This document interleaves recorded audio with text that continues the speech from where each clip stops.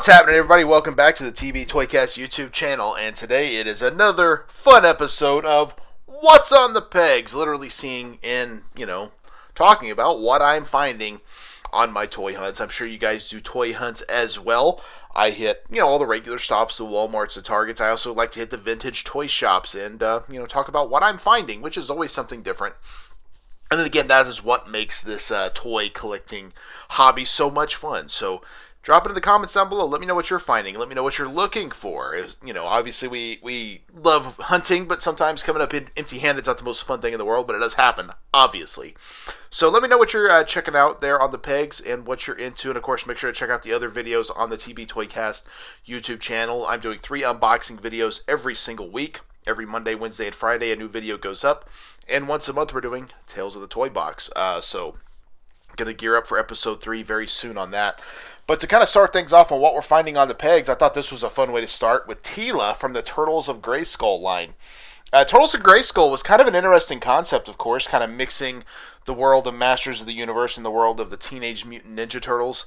I know a lot of people were really excited about the Turtle characters, but weren't really necessarily feeling the He-Man characters. I like both versions, but I do get that for sure.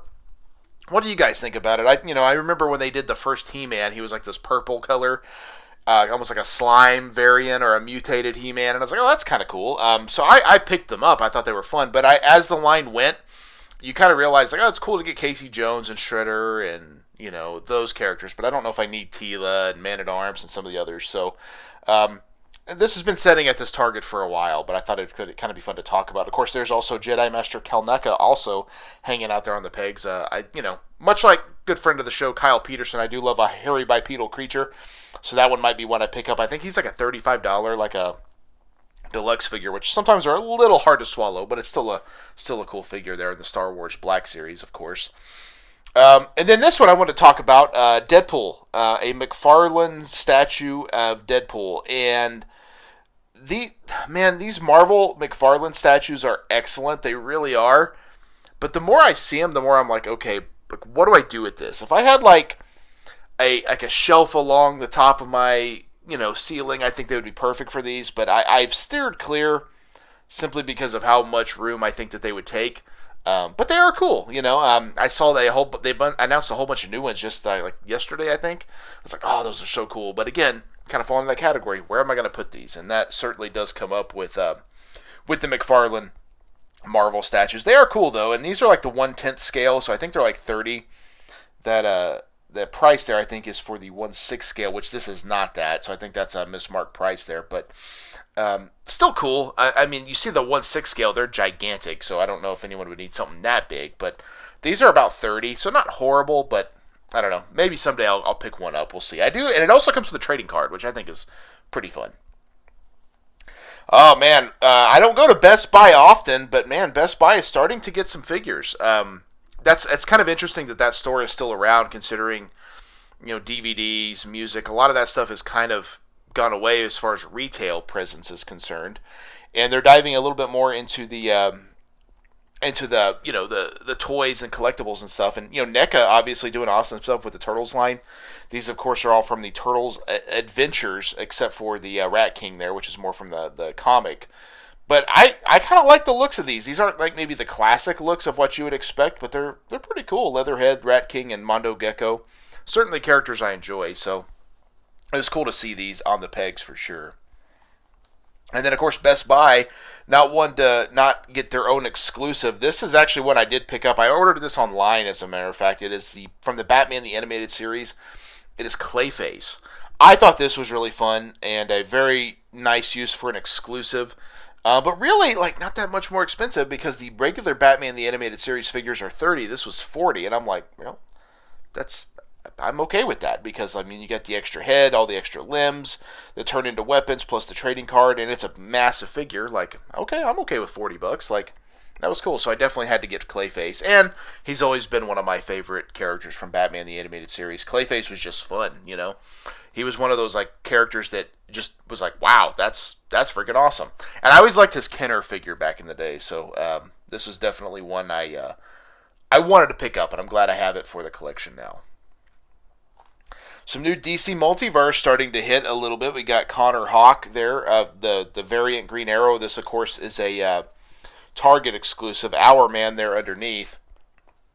But definitely what I was glad to see. I haven't picked this up yet, but the Target exclusive gold label, I don't feel like they move that quickly. Like, I feel like I could go pick this up right now and it would probably be there. And then we also got Batman 1 million. I know it's not a secret. A lot of people are kind of like, okay, so many Batmans. I'm tired of Batman. I get it, but it is a cool new version of Batman. But again, with so many things happening all the time, so many different types of figures happening, you kind of have to figure out what makes you happy. Find your joy. I say that a lot. You got to find your joy. And while this is cool, I don't know if it's necessary, but who knows? Maybe in a year's time, you see this at a toy show for $10, and you're like, yeah, okay, now I can buy it. So you have to kind of make those decisions, right? Like Kyle Peterson talks about the long game. Like maybe you don't hate it, but you're like, I don't necessarily need it right now. So maybe down the road you'll see it, and you're like, you know what? I'll go ahead and grab it. So it's always interesting to see new McFarlane on the pegs for sure. What a 3-pack. The Evolution, the WWE Evolution 3-pack. This is a cool set. We got Triple H, of course, Batista, and Randy Orton. And this is the night after Randy Orton won the World Heavyweight title. So he won it at SummerSlam 2004. Celebrating that night, and Triple H is giving him the big thumbs up and round of applause. Batista's got him up on his shoulders. And then next thing you know, that thumbs up turned into a thumbs down. And that was the end of Randy Orton in Evolution. Of course, no Ric Flair. Ric Flair no longer under a Legends deal, so the Mattel cannot produce a Ric Flair figure. But still a cool set. The Triple H suit is a little off, I think. Something about the fabric on the suit doesn't totally work for me. I think a molded suit would have been better here, but it is what it is. It's still a cool 3-pack and kind of a fun moment in time, as it were.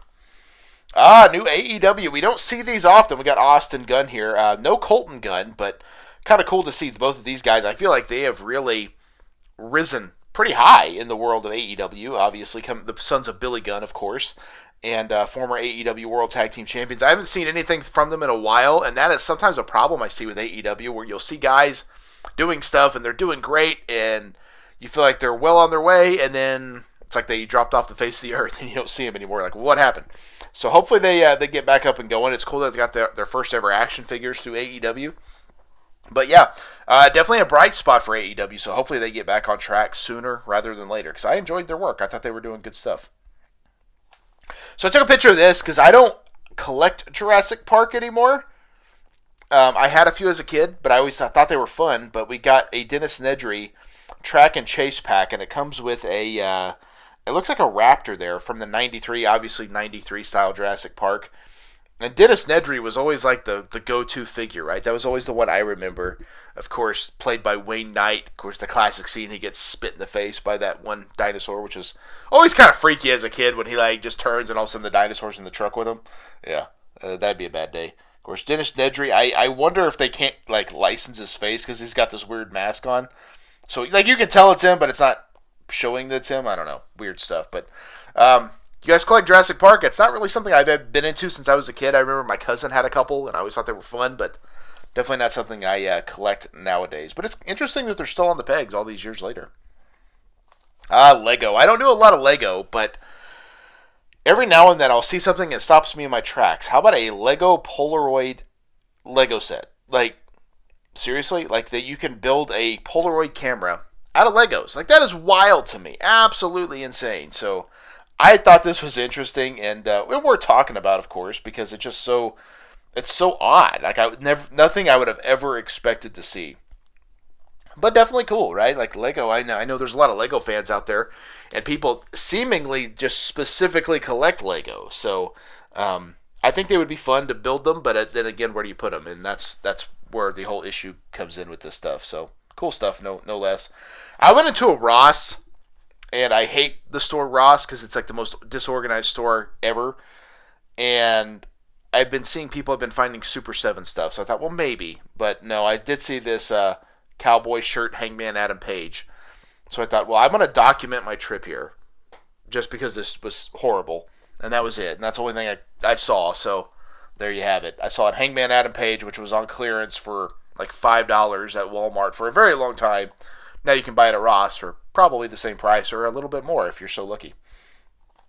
These are interesting. I don't do a lot of Funko, but I thought this was fun to talk about. The Funko Rewind figures. I thought this was an amazing idea. However, they didn't really seem to take off. I don't see them in a lot of places, but this vintage store had them. They come in like old school movie boxes, and they're little mini type figures. Thought they were fun. You have a chance for a chase in a lot of them, I believe. But as you can see, you got a lot of classic films like Ninja Turtles, The Rescuers, Caddyshack, Ghostbusters, SpongeBob SquarePants, Peter Pan, a little Star Trek action back there, which is cool. A lot of cool different stuff. I know they've also done He-Man and a few other characters like that. It's fun, it's different, but I don't know. I feel like the vibe with Funko is just gone now. I don't think it's as big as it once was, and I feel like it's dying a little bit more every day. Maybe I'm wrong. Maybe there's some Funko fanatics out there. Funko was huge there for a minute. I was all in on Funko as far as the crates, all that stuff. But it just kind of fell off, and it is not really something I even look at anymore. Hardly. I really only looked at it for possible, something to talk about on here, and that was kind of what happened. But, yeah, I don't know. Not the best. But what are you going to do?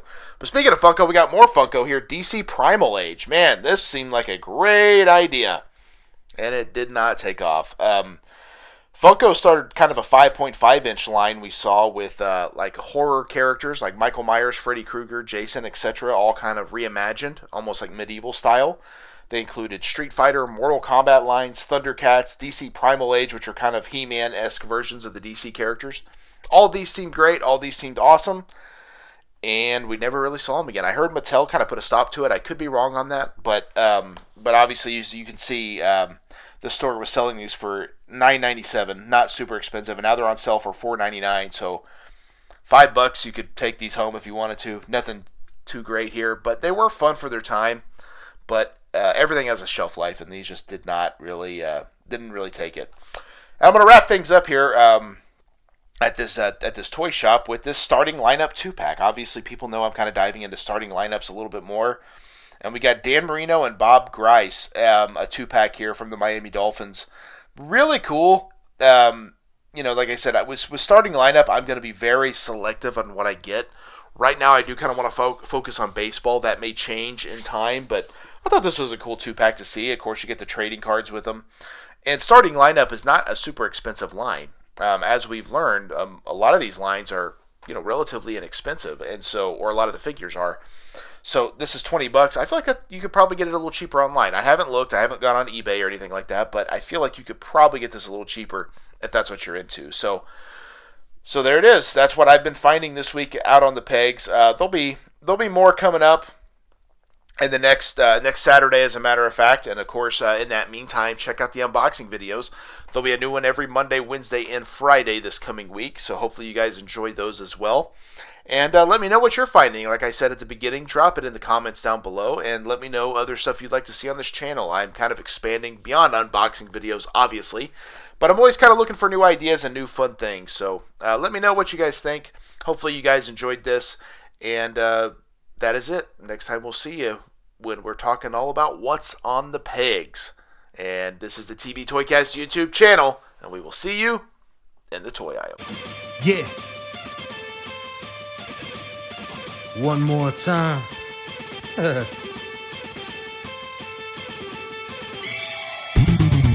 It ain't over till I say it's over. So lock the cage up, cause this is a takeover. The wait's over. If this the final time we meet, then you'll be on your back on my feet. Then I'll tip the cage over as a hangover. I'm super fly so I can splash off the top. And I can shut down the shot.